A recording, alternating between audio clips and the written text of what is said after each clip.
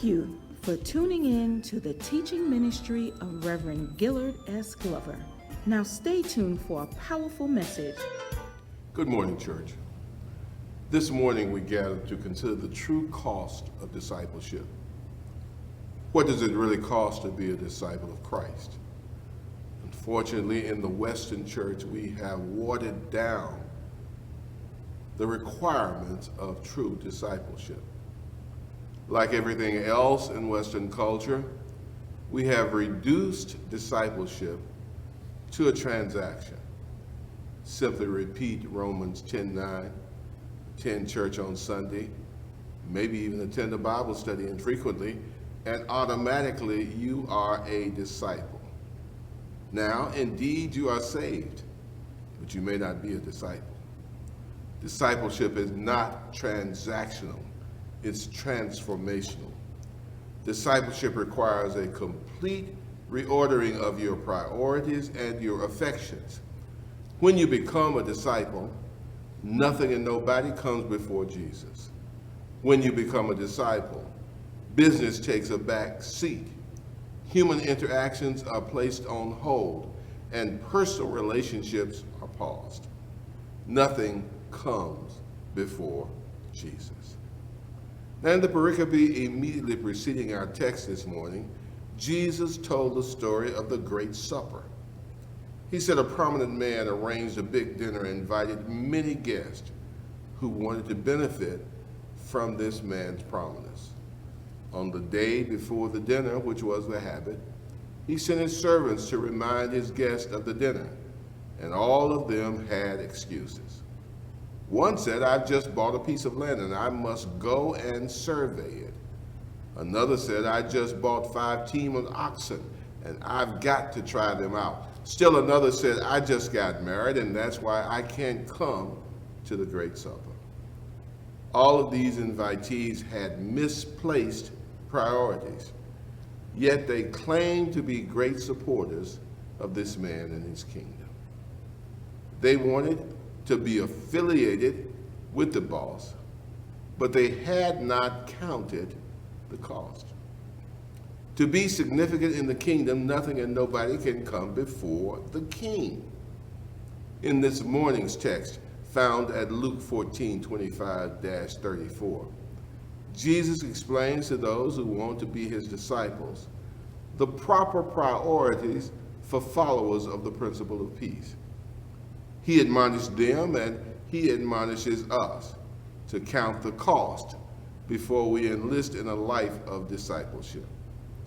First, to be a disciple, you must love the Holy One more than you love human attachments.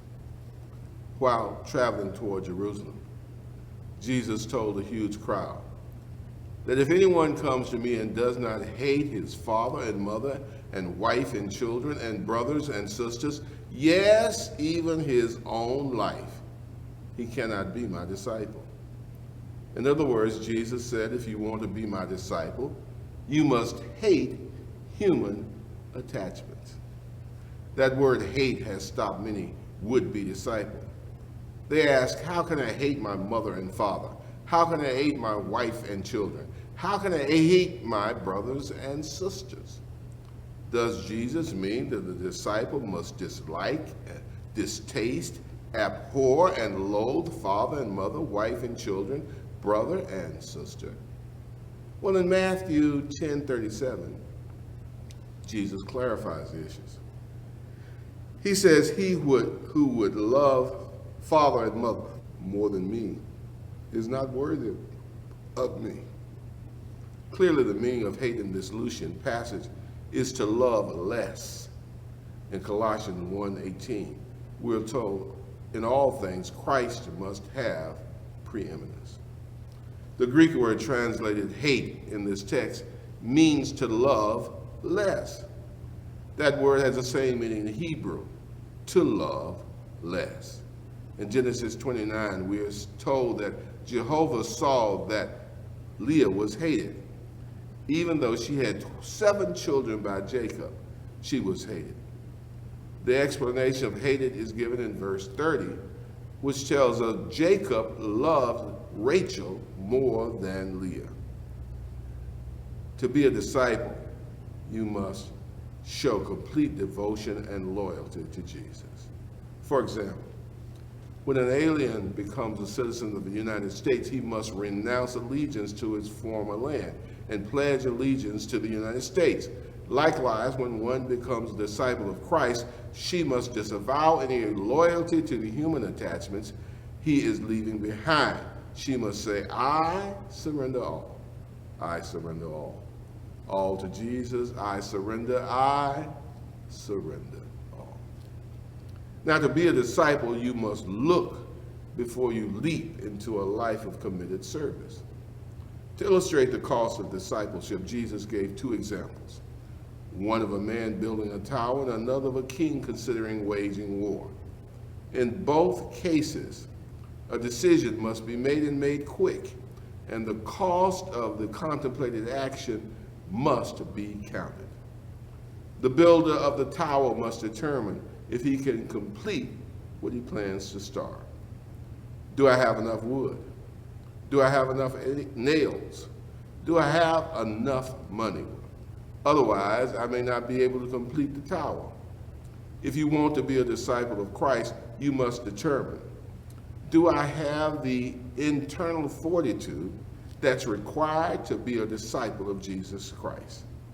Can I endure the isolation from family and friends that may result from the embrace of a life of discipleship? Can I complete my commitment, or will I be an embarrassment to the kingdom?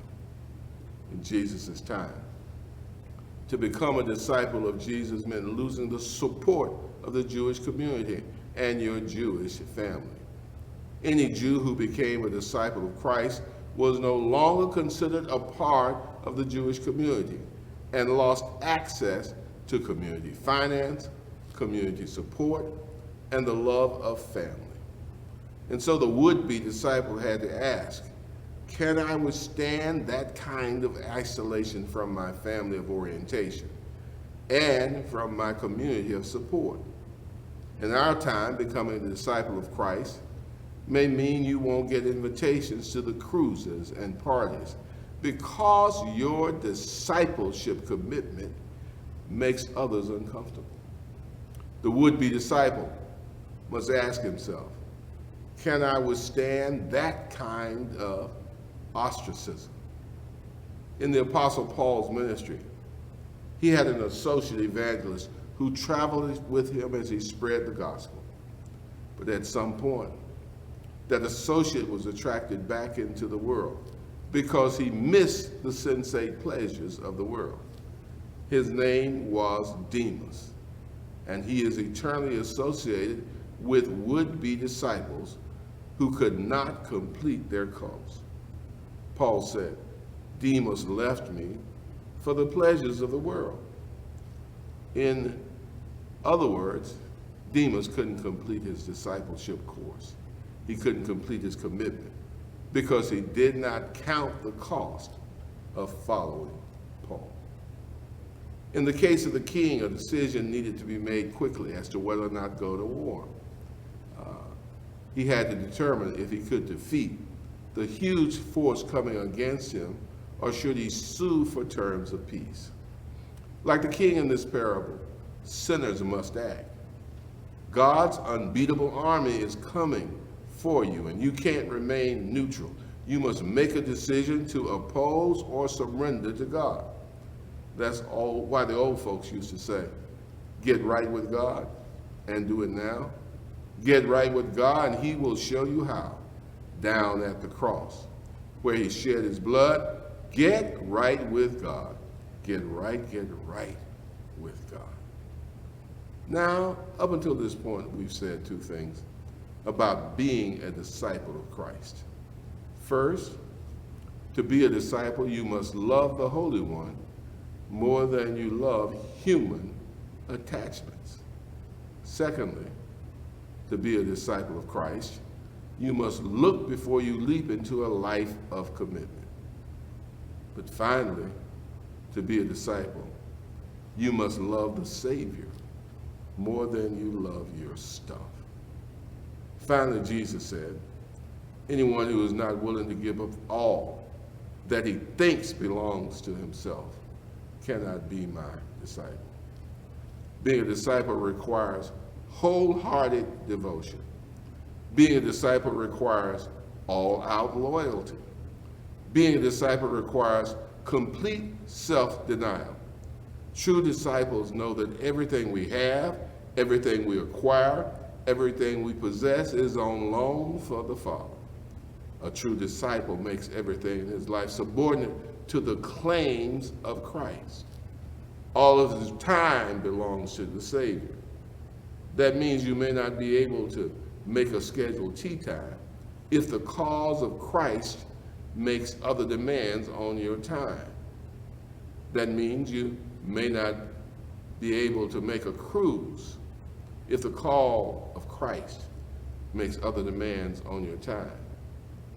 Not only must the disciple make his time subordinate to the Christ, he must only be loyal to the Lord.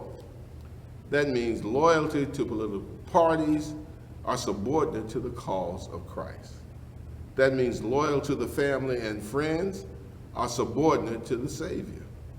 That means loyalty to one's employer is subordinate to the Savior.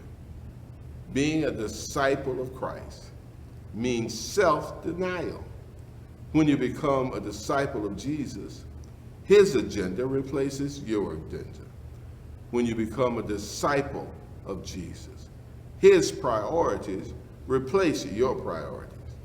When you become a disciple of Jesus, his priorities become your priorities. You've got to love people who are not loving when you become a disciple of Christ. You've got to help people who try to hurt you when you become a disciple of Christ.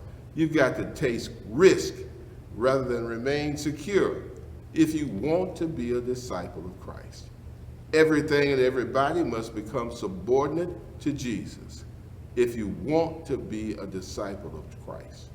True disciples sing, all to Jesus I surrender. All to him I freely give, I will ever love and cherish and be led by his will. I surrender all. Now, Holy History teaches us that before Jesus, no one properly counted the cost. The Father made Saul king of all Israel, but Saul loved goods more than he loved God. He lost his kingdom. He did not count the cost. Demas traveled with Paul as he spread the good news, but Demas left Paul because he loved the pleasures of this world more than he loved the gospel of peace. He did not count the cost. Judas loved politics more than he loved the Prince of Peace, and he lost his seat in the kingdom. He did not count the cost. Saul couldn't do it because he didn't count the cost. Demas couldn't do it because he did not count the cost. Judas couldn't do it because he did not count the cost. But Jesus counted the cost. Jesus loved the Ancient One more than he loved angelic adoration.